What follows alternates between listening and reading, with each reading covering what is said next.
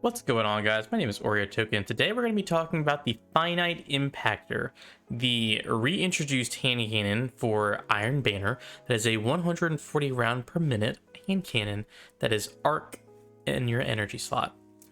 We're going to talk about this because Iron Banner's here, and let's talk about what's good about it, what's bad about it, is it worth going for? Let's talk about all those fun things. So let's go ahead and get started.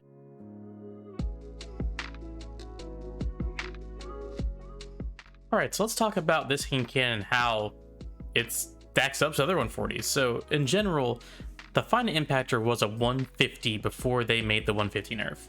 And on most of the guns that were 150s, their stats in general are just lower than the base 140s. So the Finite Impactor stats overall, your range, stability, handling, reload speed, all that is just worse. The base roll is just worse than your Fatebringer or your Palindrome. So keep that in mind when we start looking at this gun, is that its base stats for the Finite Impactor is going to start off being worse than our Palindrome and our Fatebringer. But it has some redeeming qualities, so let's talk about that too. Alright, so let's take a look at our Finite Impactor. 81 impact, 42 range, 51 stability, 50 handling, 46 reload speed, 74 aim assist, and 14 zoom. So let's compare that just in general to, like, say, the Fatebringer. You have about the same impact, but the range is 10 less on the Finite Impactor than the Fatebringer. Stability is less than the Finite. Handling's worse. Reload speed's worse. Aim assist's worse. So in general, the Finite Impactor stats are just worse than the rest of the 140s. But let's see how we can make this gun usable. So base stats here, we're going to hit about 27 meters without damage fall off with your base stats. So that being said, let's take a look at our sights. And there's really two I would choose here: Steady Hands and Fast Draw. The reason why I would choose these two is because it really brings all of your other stats basically up to a 140 level.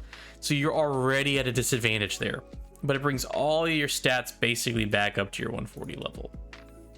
After that, I would go into our next column, our magazine. Ricochet rounds is going to be your best because you're going to need some range. 5 range. I mean, it's at 47 with 5 range, which is worse than the base for Fatebringer and Palindrome. So you're going to need at least some range to help. So we're going to go with Ricochet rounds. After that, this is where it gets interesting. There are really a couple, maybe even 4 perks I would choose here on our first perk column. Under Pressure, underrated, very underrated. It says improve stability and accuracy as the magazine gets lower. Activates once the magazine goes below 50%, grants 25 to 50% increased accuracy and up to 20 stability. So you're really increasing your accuracy and your stability. So your gun's gonna be smooth and steady as your magazine goes under half. And it's only a magazine of 10, so get under 5, you're gonna start basically hitting heads easy. After that, no distractions. After being scoped in for at least a second, your flinch is reduced by 35%, and this stacks on unflinching mods. So you're gonna have a steady hand cannon where flinch really doesn't matter. That actually is really useful because if you're going to be looking down a lane, you're probably gonna be scoped in for maybe a little longer than 1 second. So that can be very useful, and it's just recently got buffed this season. After that, Heating Up, which says final blows with this weapon increase accuracy and stability while improving vertical recoil. That is huge because it's going to give you accuracy and stability, which are basically the same thing as Under Pressure, but this requires you to get a kill. So it can activate before you get to the 5th bullet, but you got to get a kill first.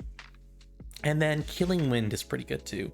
It lasts for 6 seconds and refreshes on kills. Once you get a kill, you get a boost to your range, mobility, handling, and reduce your ADS movement speed. So your gun's not going to be consistent as you go fight to fight because you're either going to have Killing Wind procced or not.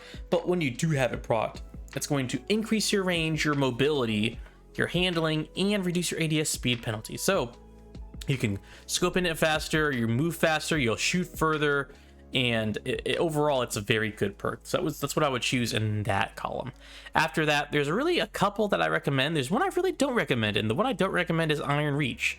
Yes, it gives you range, but you lose a ton of stability. Now, if you get Iron Reach and you match it with maybe Heating Up or Under Pressure, something that gives you stability back, or Killing Wind, you can make it usable, and it'll balance out. You see, you get your range at 30 meters, but you gotta understand, if you're gonna max out range on this gun, you might as well use a Palindrome and you might as well use a Fatebringer. Just how it is. So I don't recommend the Iron Reach. What I do recommend though is either multi-kill clip, elemental capacitor, of really one of those two. Multi-kill clip basically is kill clip, but it stacks on number of kills. So you go from 1 kill 70%, 2 is 33, if 3 is 50. Probably not get to 3 with this 140, but it is nice to have. And then I would choose elemental capacitor. Something about this perk really helps with just overall gameplay. The gun's just gonna feel better, and you're gonna run this gun with a charged light build. That way you can get damage perks through your charged light, not via the gun. So that's really good and really fun to use on the gun as well. But I recommend multi-kill clip or elemental capacitor, and then top it all off with a range masterwork to bump your range up. So that's really where I would choose for this gun. Overall, the weapon is pretty good. It has a really good feel. It kind of reminds me of the OG hand cannons from the beta of Destiny 2.